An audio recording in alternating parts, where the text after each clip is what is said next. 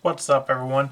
And today I'm bringing a deck profile on my Timelords. Now, Timelords are a very interesting deck. It's one that I kind of think in the same way as the Morphages. On surface level, they seem really busted, and they have some really odd restrictions on them, so they aren't overly powered, I'd say. And if you'd like to see a full combo, some test hands, well, it's probably more so test hands because there's not really a combo in this deck.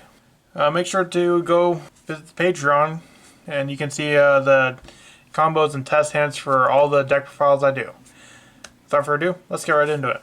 First, I run 3 Michion the Timelord. Now, all the Timelords have an effect where they cannot be spell summoned from the deck, and if you control no monsters, you can normal summon them without tributing, and they cannot be destroyed by battle or card effects, and you take no battle damage from attacks involving this card. Considering pretty much all of them, well, one of them doesn't, but most of them have like 0 attack. It definitely really helps. So can't be destroyed by battle or card effects, and you take no battle damage. So they're kind of also like hazy flames in a way. They can be targeted, just more so unaffected in a way-ish. So they got a lot of protection. The one unfortunate thing is that they're not the easiest to get out, and they do have a bit of a nasty cost. Is that once returned during your standby phase, shuffle them back into the deck. So even if you do summon them around, they don't stick around long. However, they have effects whenever they battle. While there may not be any battle damage inflicted, they do a lot of effect damage, and that's really more so the win condition of this deck. It's just kind of like whittle your opponent down, or in the case of Michion, a lot. Michion, whenever it battles, at the end of the battle phase, if this card battled, have your opponent's life points. And that's not a once per turn either, so if you have 2 Michions on the field, which is possible to get, not too hard, you can have your opponent's life points down to 2,000.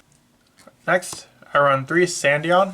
Sandion is actually the only Time Lord that actually has an attack at 4,000, but your opponent doesn't take battle damage off the attack, so the fact that having 4,000 attack just means it can attack over a lot of very big monsters. And it has almost the same effects, or the same restrictions. Cannot be normal summoned, unaffected by, or not affected, cannot be destroyed by battle card effects. If only your opponent controls a monster, or if you control no monsters, you can normal summon it without tributing, return it to the deck during standby phase.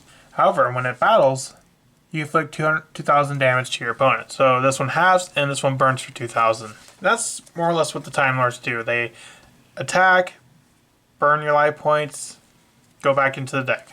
Next, I run the 3 Meteion. Meteion, if it battles, return as many monsters on the field as possible to the hand, and if you do, inflict 300 damage to your opponent for each card returning. So if your opponent has a full board, you can just end up doing like 12,000 damage. Basically, if you've already done Michion or Sandion, most of the other Time Lords are basically just going to be wrapping things up, more or less. I also run 3 Lazion. Lazion, if it battles, shuffle all cards from your opponent's graveyard into the deck. Now, this one, obviously, it resets your opponent's graveyard, so that can be very good depending on what deck you're going up against.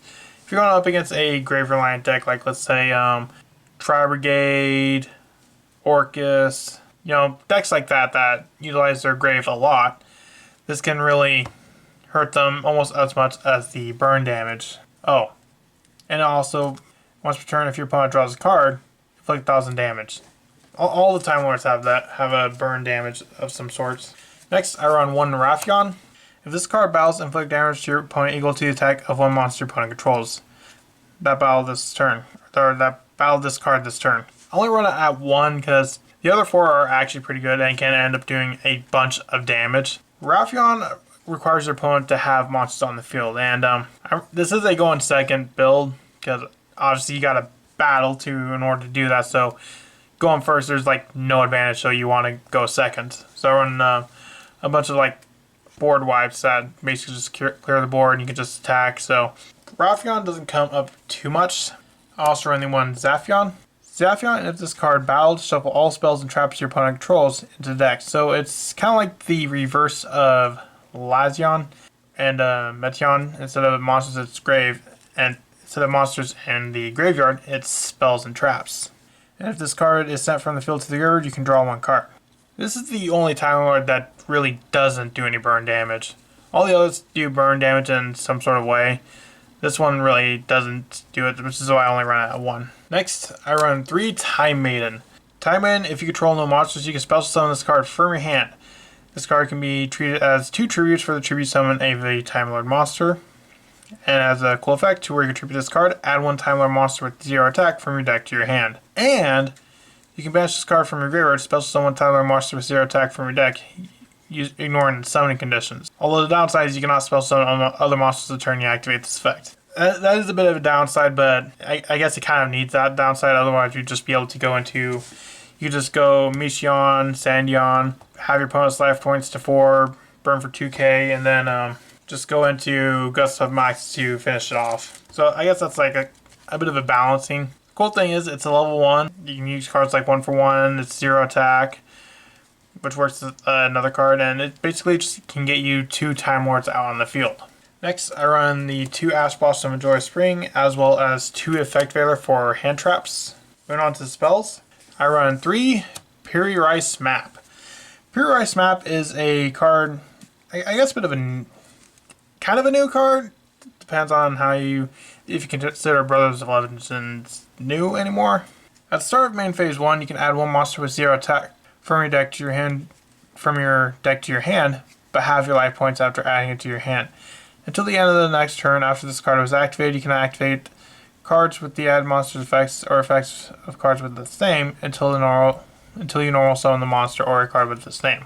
So basically you cannot really use it with hand traps, which it would be insane if you could, but for decks that run a bunch of monsters with 0 attack, like the Time Lords, considering Sandion is the only one that doesn't have 0 attack, basically you can use it to search out any one of your Time Lords. I also run 3 Pot of Extravagance. I'd rather run Extravagance over Prosperity because the chances of you actually summoning something from your extra deck are very low. The only way you can actually even use your extra deck is if you happen to draw into one of your copies of Celestial Transformation. Celestial Transformation can let you special summon fairy monster from your hand. All last monster attack is had, which it's at 0, so it doesn't really matter. And is destroyed during the end phase. They don't really stick around long anyway, so not really much of a downside, but if you normal summon a Time Lord and then use Transformation to special summon another one, the Time Maiden's restriction doesn't happen, so you can still go into the Rail Cannon Juggernaut Libe, or Juggernaut, or Gust of Max, to basically wrap the game up. So ideally you want to see Celestial Transformation. I thought about Valhalla Hall of the Fallen, but that doesn't really work. You don't really get anything off of it. Because Valhalla, you have to control no monsters in order to activate it. Celestial Transformation has no such restriction. I also run 1 for 1, basically to help you get out the Time Maiden. Next, I run some board wipes in the form of 3 Raigeki and 3 Dark Hole. Dark Hole is really good, as well as Raigeki, since you're going second.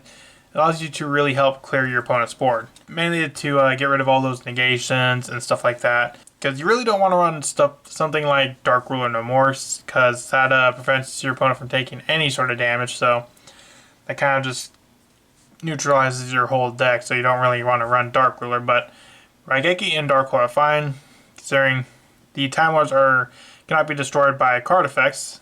Even if you have one on the field when you activate Dark Hole, it's going to be completely unaffected. Moving on to traps, I run 3 Infinite Impermanence. Now, I did originally think about running a going first trap build using the Time Lord traps, but honestly I do not like the Time Lord traps. They are basically, you gotta have one to activate the other, and then to activate that other one you have to have another one to activate it. It's really hard to get all 3 on the field, so I just cut it out entirely. While the Time Lord traps are pretty nice, that bad restriction just makes them not even worth it at that point. Moving on to the extra deck. I run 3 Super Dreadnought Rail Cannon Gustav Max. Gustav Max and I would say one of your copies of Libe are basically what you're going to be going into most often. Since the Time Lords are level 10s, and the Gustav Max can do effect damage, and Juggernaut Libe can attack for a lot of attack. You're going to go into the Gustav Max more so than the Libe, because if you can go into the Gustav Max after, let's say, Mission and Sandion, you can basically just burn for game. Next, I run 3 Divine Arsenal AA Zeus.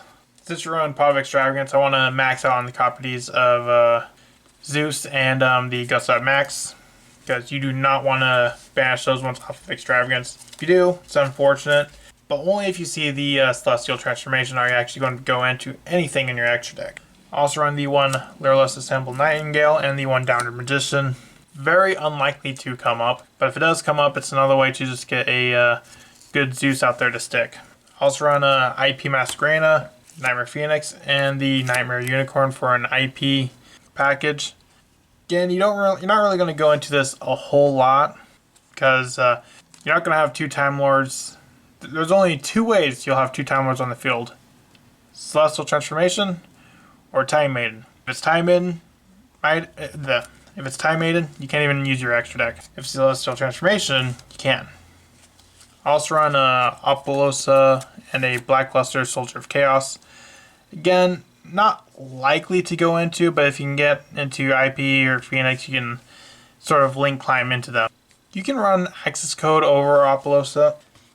It depends on which way you really want to go. I was kind of debating between Apollosa or access code. You can swap out between the two.